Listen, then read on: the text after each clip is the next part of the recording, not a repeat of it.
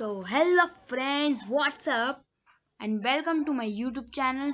मैं सारांश गिल आज आपको कराने जा रहा हूँ एक क्लास 7 का साइंस का चैप्टर जो है electric current and its effect. तो बिना टाइम वेस्ट किए चलिए मैं स्टार्ट करता हूँ।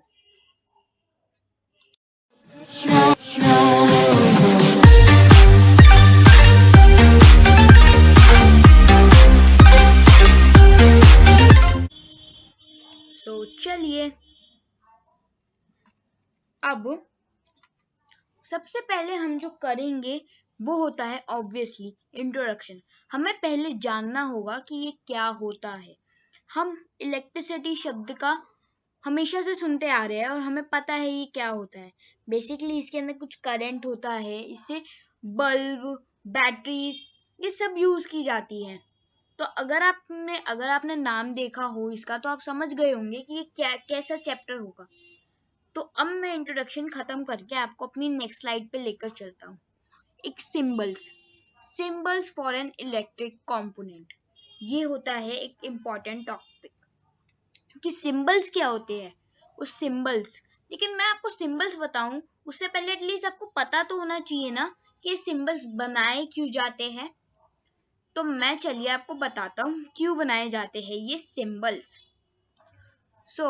आपको सोचना है कि आप एक साइंटिस्ट हो।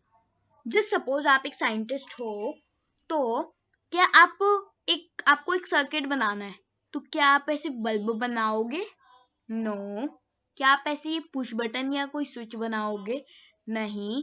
क्या आप बैटरी बनाओगे? नहीं। तो इसी के कारण इनके अल्टरनेटिव और 2 सेकंड में बनाए जाने वाले कुछ शॉर्टकट सिंबल्स बनाए जाते हैं जिससे बंदा समझ जाता है।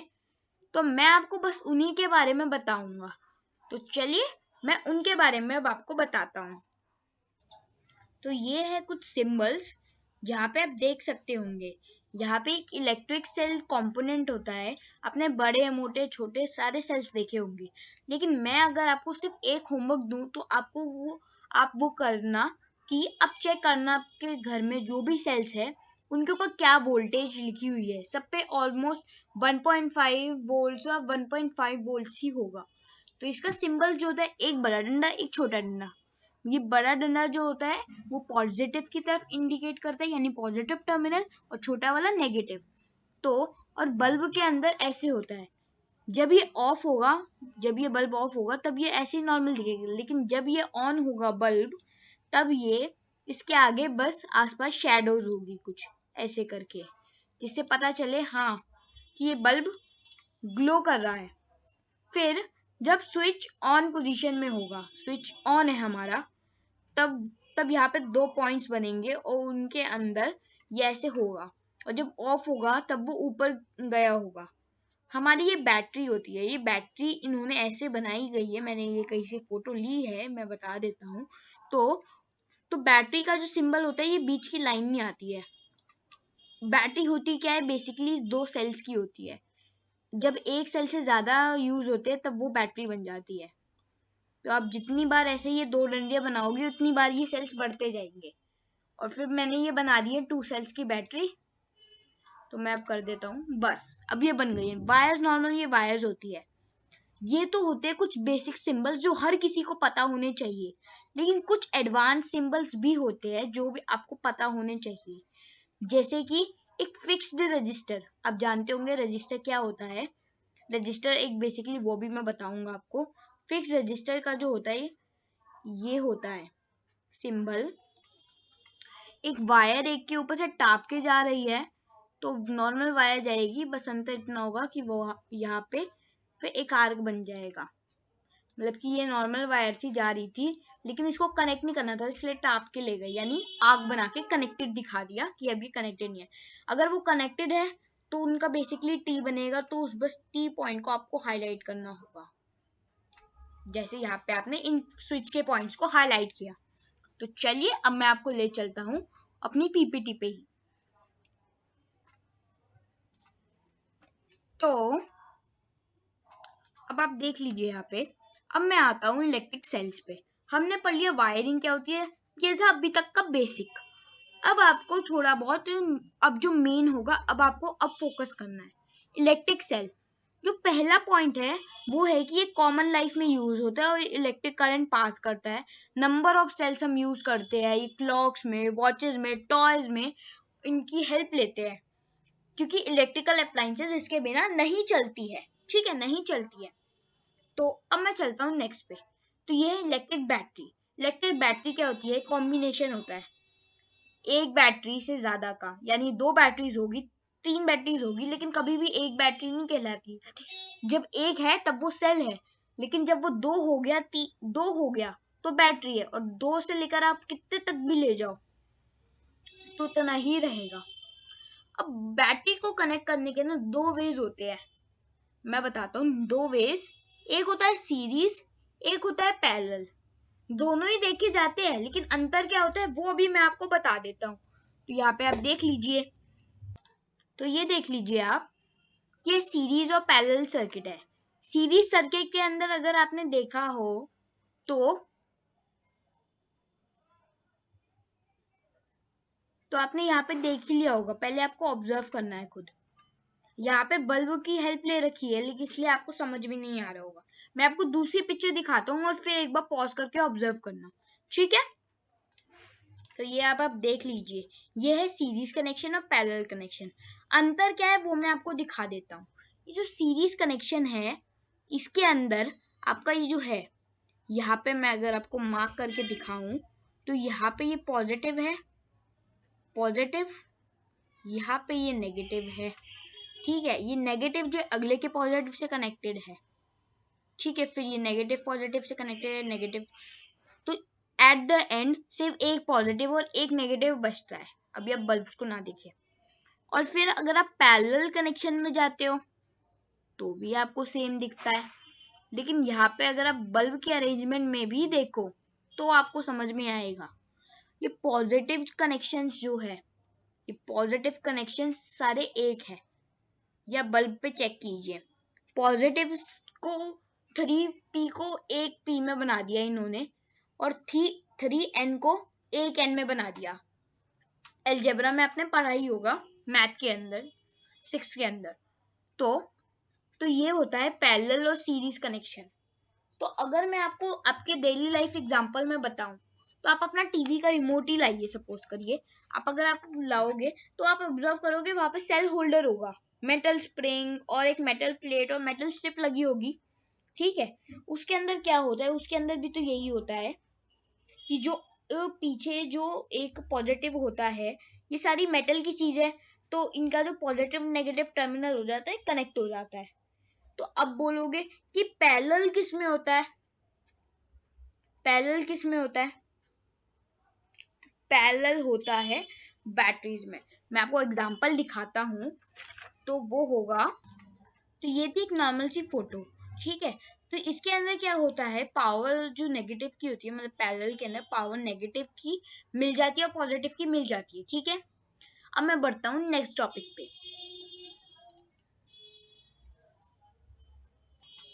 तो अब आता है इलेक्ट्रिक करंट। तो इलेक्ट्रिक करंट है बेसिकली क्या?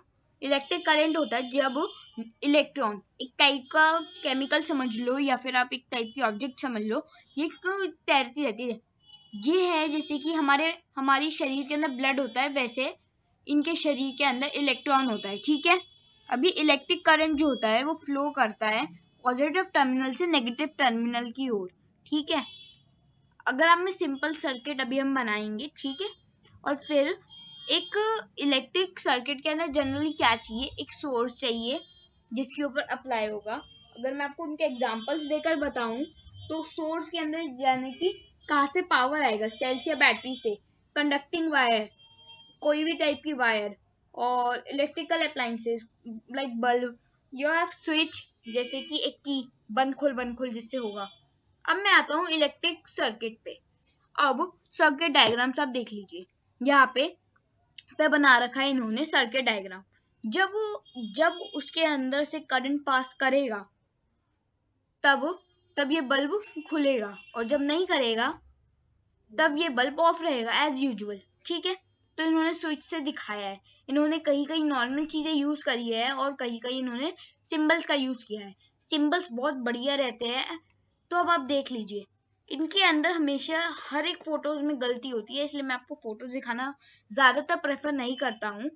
तो इसके अंदर गलती क्या होती है कि इन सर्किट्स के अंदर हमेशा पॉजिटिव टू नेगेटिव जाता है। अभी हमने पहले पढ़ा, तो उनकी डायरेक्शंस भी शो करनी पड़ती है हमें कि करंट किस डायरेक्शन में फ्लो कर रहा है, वरना 1-2 मार्क्स कट जाते हैं। अब दो टाइप्स के सर्किट होते हैं, क्लोज्ड ओपन। क्लोज्ड यानी जब करंट पास कर रहा है, ओपन यानी जब करंट पास नहीं कर रहा है। तो चलिए अब मैं आ जाता हूँ इफेक्ट्स। इफेक्ट्स क्या है इलेक्ट्रिक करंट के, तो आप देख लीजिए 3 तरह के इफेक्ट्स जो होते हैं देखने को मिलते हैं, heating effects, magnetic effect, chemical effect. बस, तो केमिकल इफेक्ट जो है वो हम हायर क्लासेस में पढ़ेंगे, लेकिन जो हमारे ये है हीटिंग इफेक्ट्स, मैग्नेटिक इफेक्ट्स, ये अभी हम पढ़ेंगे और उसके अंदर क्या क्या पढ़ेंगे वो भी आपको पता चल ही जाएगा। तो हीटिंग इफेक्ट, इसके अंदर क्या होता है मैं आपको पहले लाइन बाय लाइन पढ़ के समझाऊंगा। अगर वीडियो लंबी लगे तो थोड़ा ब्रेक ले सकते हो आप। A current carrying wire gets hot whenever electricity passes through it. This is the heating effect. जब भी एक वायर या एक तार में से इलेक्ट्रिसिटी पास करेगी तब वो तार गर्म हो जाएगी। अगर आप एक ऑब्जर्वेशन में बताऊं तो आप जब भी अपना लैपटॉप चार्जिंग पे लगाए रखिए और उसको यूज करते रहिए, तो आपको थोड़ी देर बाद वो नीचे से गर्म हो जाएगा, जहाँ पे उसका सीपीयू प्रोसेसर होता है। फोन पे भी सेम होता है, iron, geyser, heater, etcetera etcetera etcetera, इन सब के अंदर यही होता है। जो अमाउंट होती है ना हीट की प्रोड्यूस, वो डिपेंड करती है वायर पे, उसकी मटेरियल क्या है, थिकनेस क्या है। यही अगर आपने नाइक्रोम वायर ले ली तो भाई बहुत गर्म हो जाएगा, लेकिन अगर आपने कुछ नॉर्मल सी वायर ले ली कॉपर वॉपर की तो उतना नहीं होगा जितना नाइक्रोम से हो सकता है। इसका रीजन ये है, नाइक्रोम के अंदर थोड़ी ज्यादा प्रॉपर्टीज होती है हीटिंग को इफेक्ट करने की। एक लार्ज नंबर, मैं थर्ड पॉइंट पे बताऊं, if a large amount of electric current passes through the wire become hot and then break. जब ज्यादा करंट पास होता है तब वो मेल्ट होकर ब्रेक हो जाती है। उसका क्या सोल्यूशन होता है वो भी हम पढ़ते हैं। Heating effect of electricity are applied for many household appliances. ये हीटिंग इफेक्ट हमारी बहुत सारी चीजों में दिखेगा, water heater, electric heater, toaster. बाकी अब ये सब चीजों को सेफ रखने के लिए फ्यूज नाम का एक पार्टिकल होता है, वो होता है। इससे क्या होता है, जब भी ज्यादा वो गर्मी होती है या फिर ज्यादा करंट आ जाता है ना, तब इसके अंदर की वायर पिघल जाती है। तो उससे क्या होता है, हमारे अप्लायंस खराब नहीं होते, ये फ्यूज खराब हो जाता है। वो फ्यूज आराम से चेंज हो जाएगा, लेकिन अप्लायंस चेंज नहीं हो पाता। अब आता हूँ factors on which heating effect depends upon. दो फैक्टर्स होते हैं, magnitude of current pass through a given wire और रेजिस्टेंस ऑफ वायर। अगर ग्रेटर रेजिस्टेंस है, रेजिस्टेंस आपको पता नहीं होगा लेकिन मैं बता ही देता हूँ आपको कि रेजिस्टेंस होता क्या है। आपने कार को देखा होगा तो जब बहुत ज्यादा एक पंप सा आता है तब उसको रोकने के लिए फ्रिक्शन होती है। उसी सिमिलर तरीके में जब इलेक्ट्रिसिटी का फ्लो ज्यादा आ जाता है तो उसको अपोज करने के लिए रेजिस्टेंस का यूज होता है। अगर मैं आपको उसकी डेफिनेशन बताऊं तो आप कहीं पे लिख लीजिए, the property of a material by which of which it opposes the flow of electric current through it. It is called resistance. तो ये होता है बेसिकली रेजिस्टेंस, और इसके अंदर कंडक्टर इंसुलेटर का यूज होता है, जो हम 6th क्लास में पढ़ चुके हैं और मैं अभी डिस्कस नहीं करूंगा।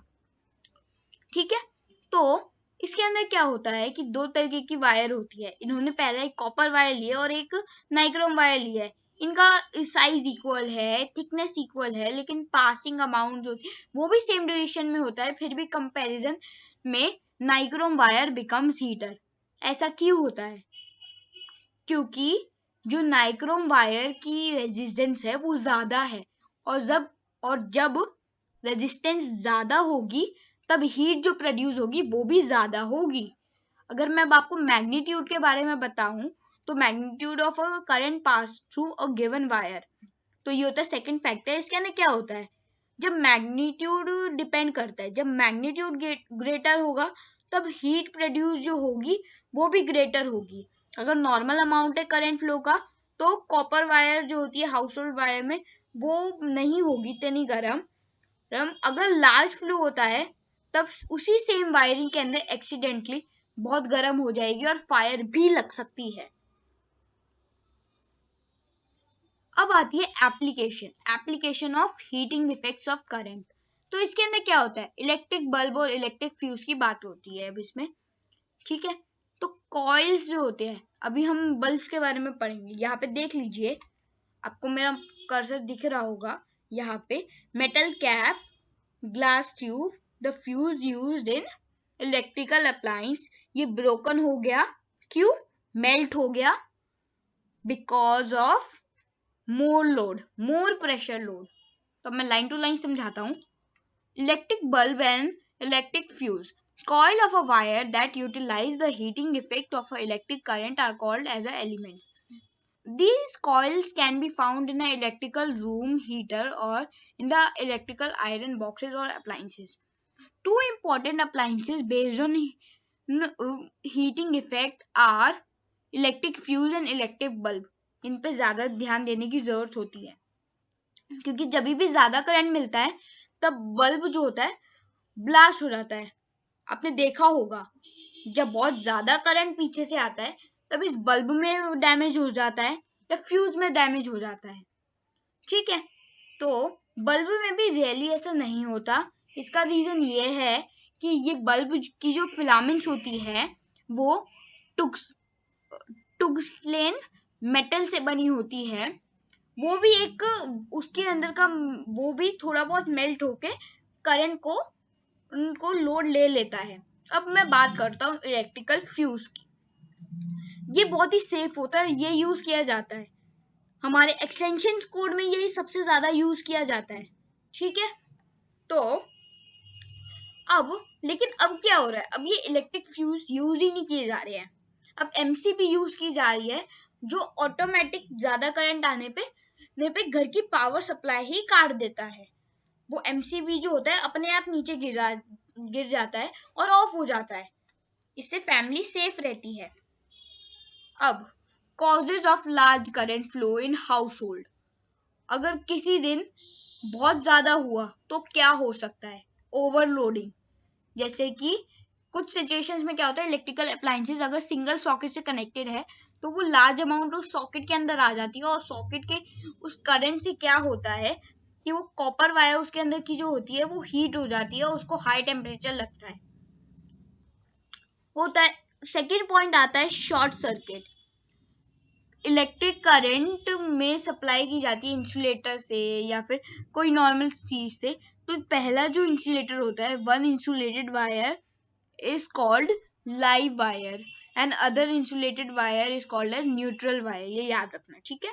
और फिर ये दोनों ही वायर नेसेसरी होती है, ठीक है। अगर मैं इलेक्ट्रिक आयरन की बात करूं तो उसके केस में क्या होता है, प्लास्टिक इंसुलेशन जो में क्या होता है कि लाइव वायर जो होती है वो टच करती है लाइव वायर, और फिर न्यूट्रल वायर जो होती है वो डायरेक्टली उसे शॉर्ट सर्किट में बना देती है। शॉर्ट सर्किट आप जानते ही होंगे, हल्का फुल्का करंट निकलता है, वो यहाँ से तो शॉर्ट सर्किट हो गया क्योंकि हाई टेम्परेचर आया था पीछे से। अब आता है मिनीएचर सर्किट ब्रेकर, जिसको हम एमसीबीज के नाम से जानते हैं। ये सेफ होता है, इसको बस एक बार ऑन करना होता है, लेकिन फिर अपने आप सिचुएशन के हिसाब से जब ज्यादा करंट आता है तब वो ऑफ हो जाता है। ये फ्यूज से ज्यादा सेफर है, बस इसी कारण आजकल फ्यूज कम, एमसीबीज घर में ज्यादा दिखते हैं। अब आता है मैग्नेटिक इफेक्ट। मैंने आपको बता दिया है पूरा का पूरा खत्म हो गया है हमारा हीटिंग इफेक्ट। अब आता है मैग्नेटिक इफेक्ट। सबसे पहले हम इसका इंट्रोडक्शन पढ़ेंगे एज यूजुअल।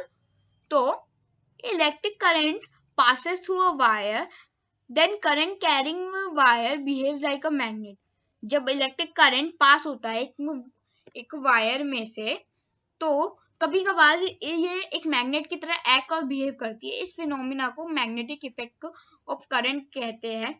इसको एक साइंटिस्ट हंस क्रिश्चियन ऑस्टेड ने फाउंड किया था और फिर इलेक्ट्रिक करंट जो होता है इसमें से पास होता है और वो नॉर्थ साउथ पोजीशन की ओर इंडिकेट करके अपने आप को चेंज कर लेता है।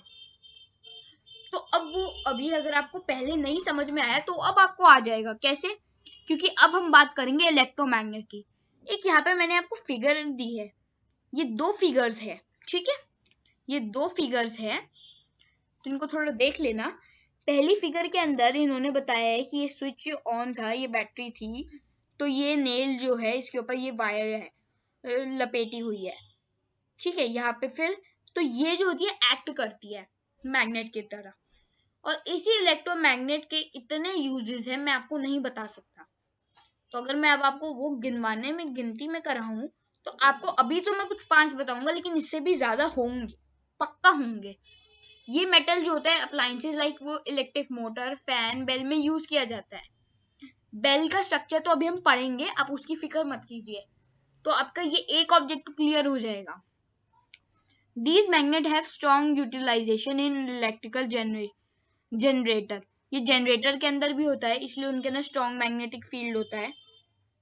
For deflecting electron beam picture tube of a TV electromagnet are used. कुछ डिफ्लेक्टिंग होती है ना इलेक्ट्रॉन्स की बीम की, जो शायद थोड़ी सी हार्मफुल होती है। फिर magnetic separation of iron ores from early substance, SST आ गई है कि जियोग्राफी में मैग्नेटिक सेपरेशन भी इन आयरन्स की इसी की हेल्प से की जाती है। इससे पता चल जाता है हाँ इसके नीचे आयरन है, तो वो पूरा नहीं खोदते, वो सिर्फ थोड़ा सा पार्ट्स खोदते हैं। अब इसकी प्रिपरेशन के लिए स्ट्रॉन्ग परमानेंट मैग्नेट यूज करे जाते हैं और ये कूड़ा चुनने में भी काम आते हैं, क्योंकि ये आयरन को तो पिघला के आप रीयूज कर लोगे, इसलिए। अब आता है मेन चीज, इलेक्ट्रिकल बेल, जो है लास्ट टॉपिक इस चैप्टर का। इसके अंदर बेसिकली होता क्या है आप यहाँ पे देख लीजिए।